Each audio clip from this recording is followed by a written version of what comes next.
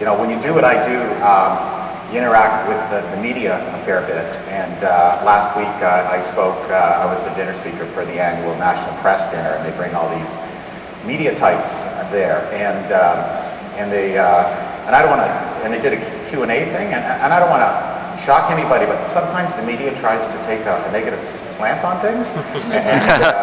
So anyway, in the Q&A, this guy gets up and is really going to nail me. And he starts talking about, BlackBerry and how people are on it all the time and using it all the time, and it's kind of addictive. And I said, well, I like to think that BlackBerry sort of calms and relaxes people. And so, well, give me an example. And I said, well, I now look forward to red lights when I'm driving. And,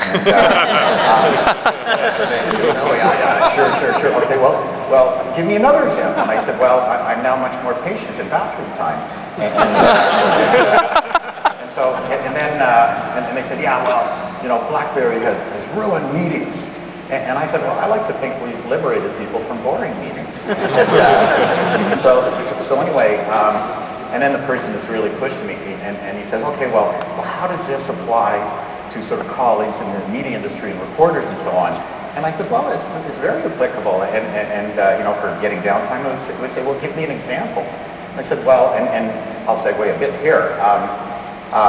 When you do public sort of presentations, what's rule number one about public presentations? And that's go to the bathroom before you go up on stage, because if you start talking and have to go to the bathroom, all you can think about is that.